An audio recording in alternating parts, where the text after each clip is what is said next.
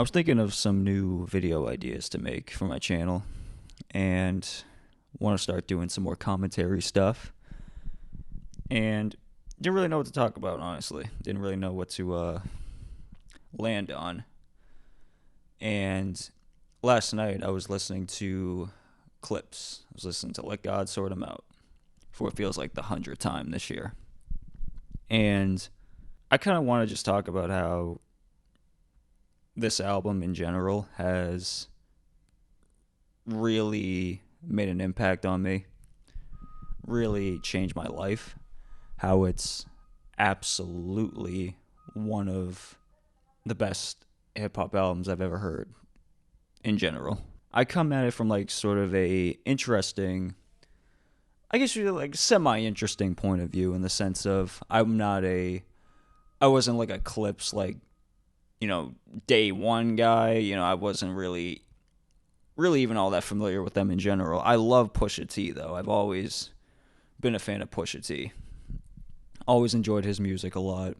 Always thought he had one of the best cadences in the genre.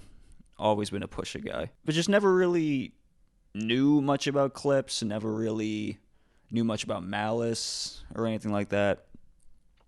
So when I had heard that they were coming out early in the year, I was like, yeah, this is cool. I'll definitely give the album a listen when it comes out. I heard So Be It. I thought it was fucking great. So I was just like, oh yeah, like I'm definitely gonna keep this on my watch list. Then I wouldn't say I forgot about it. It was just not really I wasn't like rushing to listen to it, I should say.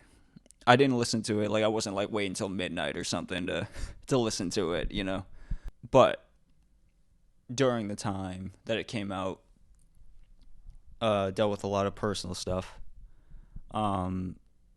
Just my life in general. A lot of different things, a lot of moving parts, a lot of tragedy.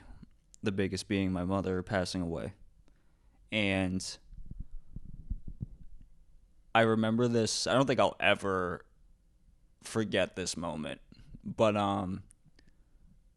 after she had passed, I want to say that the album was out 3 or 4 days. 3 or 4 days. Like it was already out at that point. I want to say 3 or 4 days.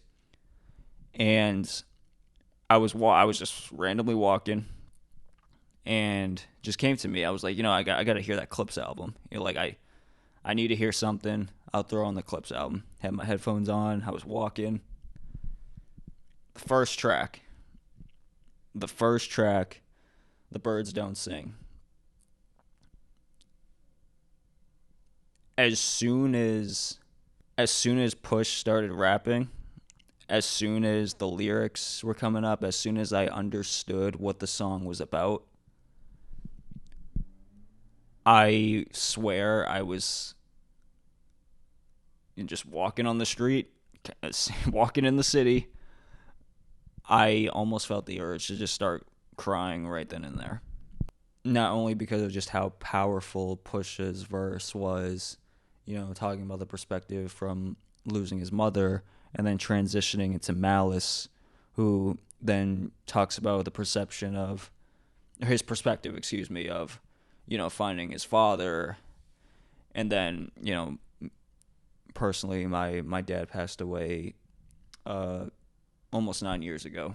So being almost 27, having no parents, still very much recovering from losing my mom. I listened to that song, the John Legend chorus and everything, and I was immediately like, this is the best album I've ever heard in my life. This is the best album I've ever heard in my life. This is my favorite album of all time. This is a top 5 album ever for me. I had all those thoughts immediately, and that was based off of one track.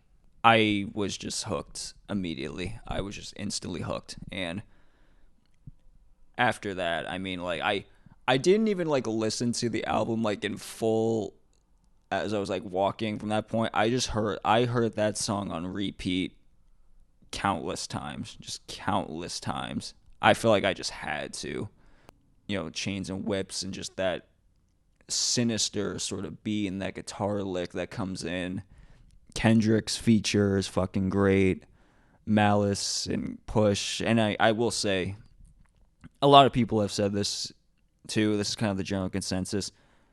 Boy, did this album make me fall in love with Malice just as a rapper. Like, holy shit. I thought I thought Pusha had an amazing cadence, but Malice just takes it up to a degree in the sense of, like, again, there's just this sort of like sinister and creepy sort of like tone to him. His lyrics, especially on the Birds Don't Sing, and just the way the storytelling is told on that track specifically and all throughout the album, it's just it's amazing. It's just fucking amazing, and like it made me just fall in love with him instantly.